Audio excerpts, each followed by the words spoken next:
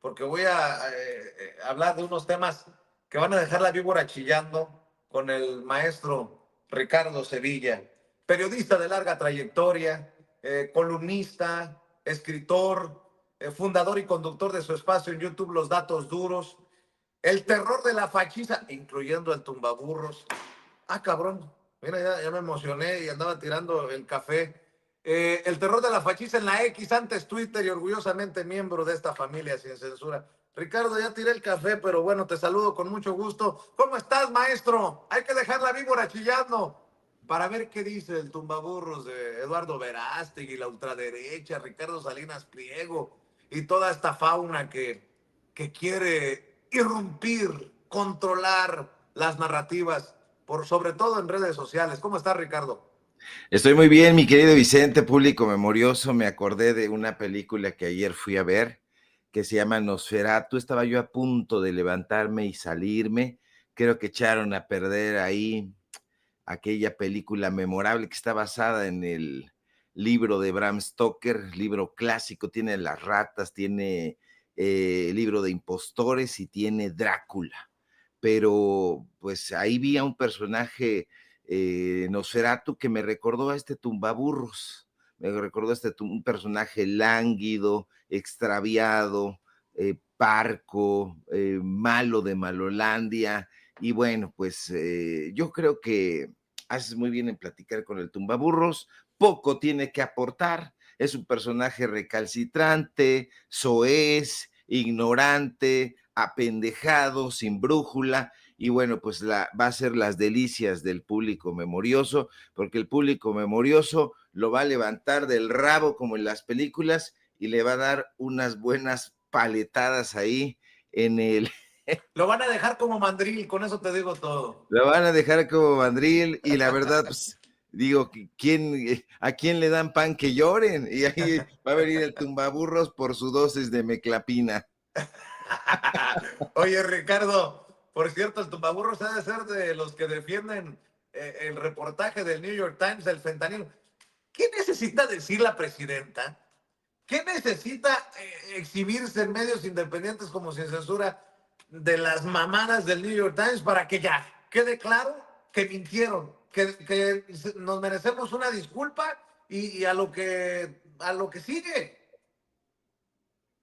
No, y no la van a dar, Vicente, no van a dar disculpas porque estos personajes son absolutamente soeces, son unos personajes que se deberían de dedicar a otra cosa, se deberían de dedicar precisamente a hacer adaptaciones cinematográficas de alguna otra cosa, porque periodismo no están haciendo desde hace ya años, muchos años. Esta cocina de fentanilo es más falsa que un billete de 150 pesos y ellos lo saben. Este reportaje, entre comillas, del New York Times sobre la producción de fentanilo en esa supuesta cocina en Culiacán ha sido francamente el hazmerreír del periodismo gringo. Es una taradez, es un reportaje que supuestamente cocinan ahí, es como un arrocito con leche, la verdad es una tontería que uno lo ve y pues le da muchísima risa. Omite mencionar muchos químicos esenciales que se ocuparían en la elaboración de eso. Desafortunadamente estos personajes, Natalie Kitroyev no entiende, no se prepara, no sé qué es lo que está sucediendo con estos personajes, pero ahí salió ya la CEMAR, la Secretaría de Marina, y dice, a ver, vamos a poner orden, porque aquí no se mencionan precursores clave, como el 4-NPP, como la anilina, como el cloruro de propionilino, que son fundamentales en el proceso de fabricación de este fentanilo. Así que esta afirmación de que los cocineros tienen tolerancia a la droga es una tontería absoluta, porque contradice y de muy mala manera las muertes por sobredosis allá en Estados Unidos. La teniente Juana Peñalosa, usted ya la vio, está rodando ese fragmento en las redes sociales, pues indica, ahora sí que con datos duros,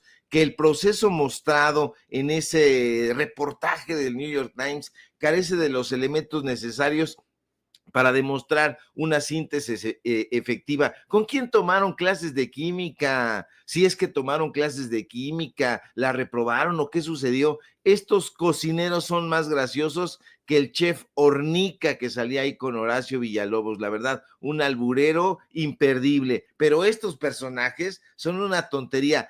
Échenle un ojo a lo que ha estado diciendo la COFEPRIS. La COFEPRIS ha enlistado varios riesgos de la salud asociados con la producción y el consumo de fentanilo, pues ese, ya sabes, se ha enlistado una y otra vez. A ver, pero ¿cuáles son estos listados? Los efectos sobre el sistema nervioso central. Estos personajes cocineros estarían completamente, ya se hubieran caído en la olla, en la cazuela, porque es una cazuela. Fíjese, el fentanilo provoca confusión. Bueno, eso sí lo tiene, están completamente confundidos, pero provoca somnolencia, estarían ahí y luego embosados, mareos, náuseas, vómitos, depresión respiratoria.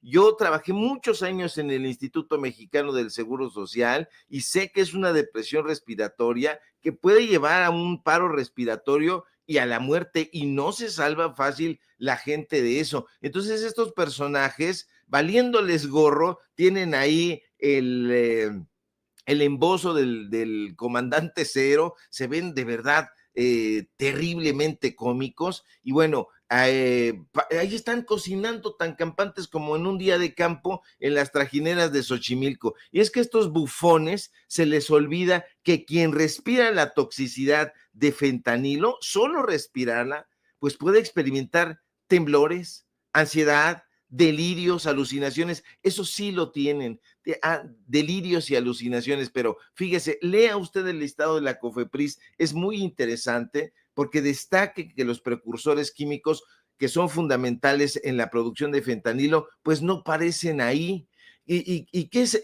¿Cómo se estructura esto? Por eso le digo, regrese ahí a las clases de química. A las clases de química no le digo que ya a nivel bachillerato, a nivel profesional, no, clases de química elementales, la tabla periódica de los elementos químicos, y se va a dar cuenta que estas sustancias, pues bueno, tienen que incorporarse de manera adecuada para que haya esta estructura molecular del producto final. Dan vergüenza estos reporteritos de pacotilla, no estudian, no se documentan, pretenden hacer un reportaje serio y terminan con un pastelazo. ¿Dónde quedaron estos precursores químicos? ¿Por qué no le echaron un ojito ahí? Natalie Kitroyev, por favor, vuelves a las andadas. Eso parece, insisto, más un arroz con leche que fentanilo. Los precursores químicos, Vicente, son sustancias fundamentales que se incorporan a la estructura molecular de los narcóticos. Yo estaba leyendo, he estado leyendo desde que apareció esta tontería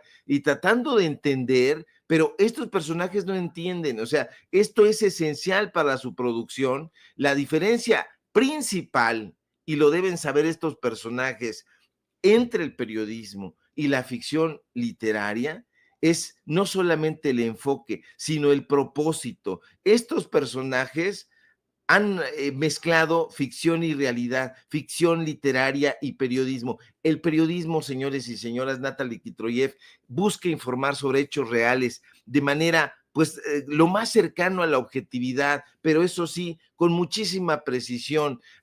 Siempre se lo voy a repetir, hay que responder en el periodismo al qué, cómo, cuándo, dónde, por qué y para qué, pero la ficción literaria pues está en otra cosa. Yo sé que hoy la ficción literaria ha ganado muchísimo terreno en Latinos con Loret de Mola, que ha ganado espacios en el New York Times, que ha ganado espacios en muchísimos otros lugares, pero ahí eso es otra cosa. Esta es una narrativa imaginativa. Aquí se necesita fundamentalmente veracidad.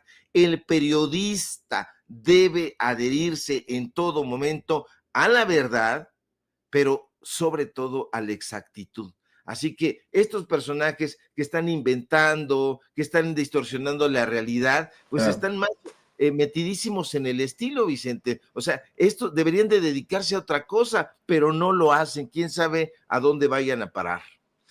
Pues veo la insistencia también del Consejo Editorial de New York Times de respaldar sus mamarrachadas.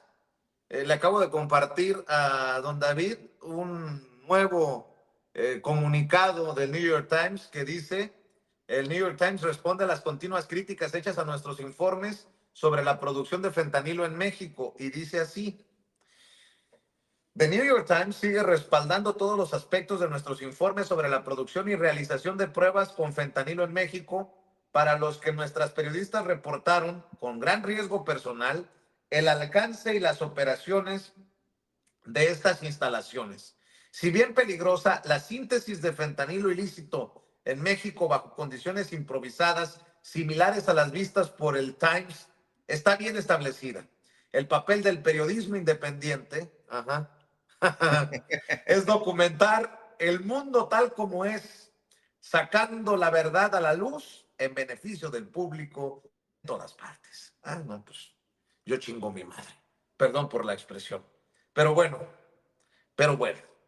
Oye, A ver, Vicente, es que dime. esta mujer ya había hecho de las suyas. Acuérdese usted es público memorioso, pero acuérdese de Natalie Kitroyev, que fue la que acusó sin pruebas al presidente López Obrador en su momento. Ella salió con un reportaje, de estos reportajes de ficción, acusando que había una relación entre el cártel de Sinaloa y el presidente López Obrador, que había vínculos con el Mayo Zambada, que había recibido pagos de 4,000 millones de dólares de los Zetas, que había obtenido dinero el presidente López Obrador del crimen organizado, que era corrupto, sin pruebas, sin pruebas. El presidente López Obrador la exhibió de cuerpo entero, ¿se acuerda usted? Cuando dio a conocer aquella carta donde Kitroyev mandaba un ultimátum a la presidencia de la República. Usted lo recuerda perfectamente. O sea, incurren una y otra vez en estos montajes, Vicente. Es como la tumbaburros en mujer, pues.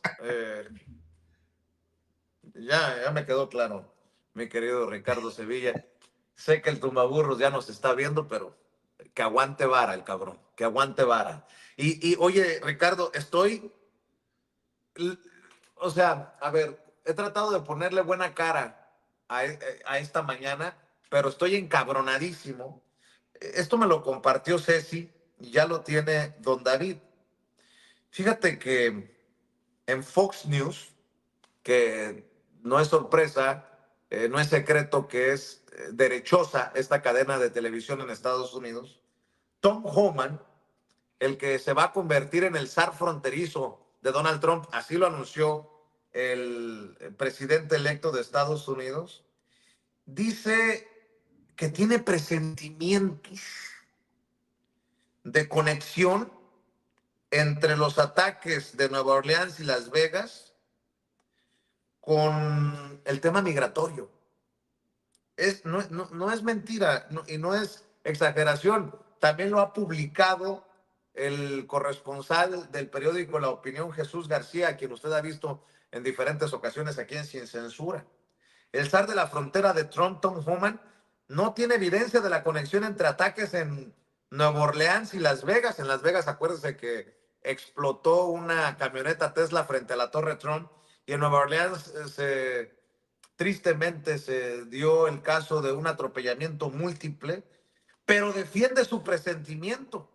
El FBI ya descartó la conexión, pero con ese presentimiento se busca conectar el tema de la migración con estos que son a todas luces actos terroristas.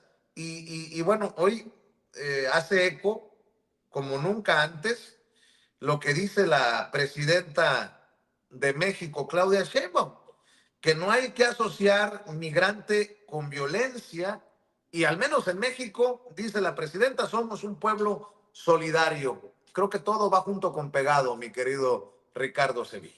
Sí, va junto con pegado, y hoy la presidenta de México pues da una clase. Está esto en la tradición de Andrés Manuel López Obrador, hablar del pueblo bueno. Evidentemente hay personajes en la derecha que se resisten a llamar al pueblo de México o de catalogarlo como pueblo bueno. Uno de estos personajes es el ideólogo digamos, el ideólogo más joven, que es un vetusto ya, Guillermo Sheridan, este personaje que resulta que es maestro de Ciro Gómez Leiva, y no es maestro de que lo haya leído, es maestro porque le dio clases en la preparatoria y en la universidad. Él estudió en la Ibero. Bueno, este personaje, junto con todos estos derechosos, ha sostenido que el mexicano, y lo engloba y dice, el mexicano es ignorante, es violento, es tonto, es fanático, es corrupto, es ladrón, es abusivo, es caprichoso, es cursi, es alcohólico. Bueno, pues este tipo debió ponerse frente al espejo y llamar a sus cuates y ponerlos también frente al espejo a su hermana Cecilia Sheridan, porque aquí le dimos a conocer cómo bebía la señora en el extranjero a costa del erario. Eso no es una ocurrencia, es un reportaje con datos duros. Se lo documentamos, pero para Sheridan y todos esos clasistas y racistas que integran el grupo Letras Libres y tienden un puente con nexos, y con la burocracia dorada de la UNAM, el mexicano no debe ser reconocido por sus gobernantes, le deben dar palo porque esos personajes a eso están acostumbrados.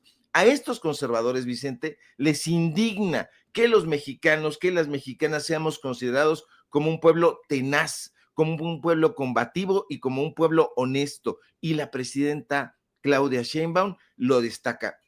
Me parece muy relevante, porque para estos conservadores eso es populismo. Uy, el populismo, el fantasma del populismo. Estos miserables que estudiaron efectivamente en el extranjero, Volpi en Salamanca, casi todos esos del grupito del crack se fueron a España, ahora están muchos en España. Bueno, estos personajes olvidan que el racismo y el clasismo son dos formas de discriminación que han permeado lamentablemente en nuestra sociedad a lo largo de su historia y que eso ha causado un daño profundo y duradero no solamente en el pueblo, sino en todas las comunidades, en los individuos, personajes como Sheridan, que durante un poquito tiempo dio clases en la UNAM, porque ahora es aviador, y en la Universidad Iberoamericana, se han encargado, Vicente, de inyectarle, de inocularle esta ideología barata a sus alumnos, y eso ha influido a que en varias generaciones tengan este narcisismo y que se ha propiciado que esta ideología supremacista haya permeado en las políticas institucionales, porque estos personajes tenían ya prácticamente el derecho de picaporte a los gobiernos. Esto ha perpetuado desigualdades, no lo quieren entender, no lo van a comprender, les falta muchísimo tiempo y eso es en lo que se refiere al racismo. En cuanto al clasismo, híjole, hay mucho que decir porque ocurre que las personas que tienen estas ideas sheridianas se comportan no solo de manera soberbia y arrogante, que eso sería anecdótico, sino que además miran a las personas por debajo del hombro y ante el grueso de la población se suben en un tabiquito de superioridad moral que tienen ahí en el saco y dicen, no, nosotros somos diferentes, nosotros somos especiales. Pues estos personajes desestiman a las personas según su estatus económico, según su estatus educativo, según su ocupación, según sus antecedentes familiares.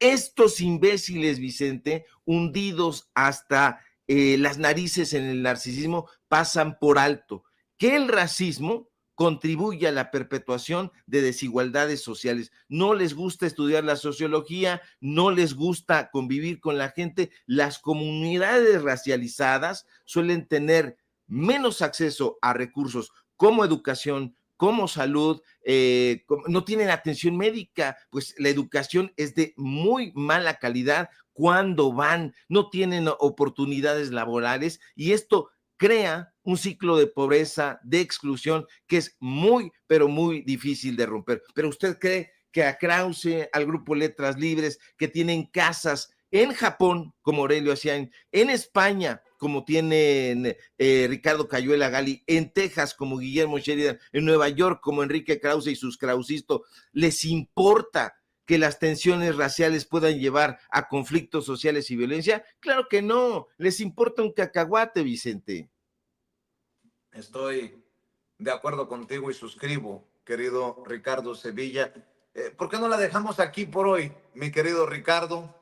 e invitamos a esta audiencia diferente e inteligente para que te siga en redes sociales, para que respalde tus esfuerzos, maestro.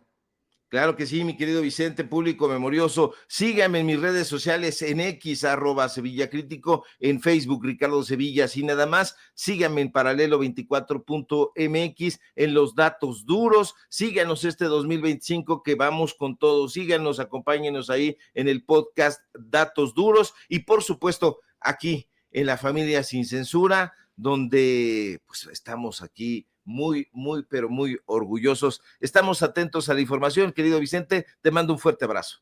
Yo también, mi querido maestro, el maestro Ricardo Sevilla, para que chille el tumbaburros, me despido con unos pasos al ritmo de Polymarch y esta buena vibra naca que tanto les duele a los derechosos, de lo que seguramente no aceptarán, han bailado el tumbaburros y hasta Eduardo Verástegui, mi querido Ricardo Sevilla. Te mando un abrazo. Cuídate, el maestro Ricardo Sevilla hablando con nosotros sin censura. Y bueno,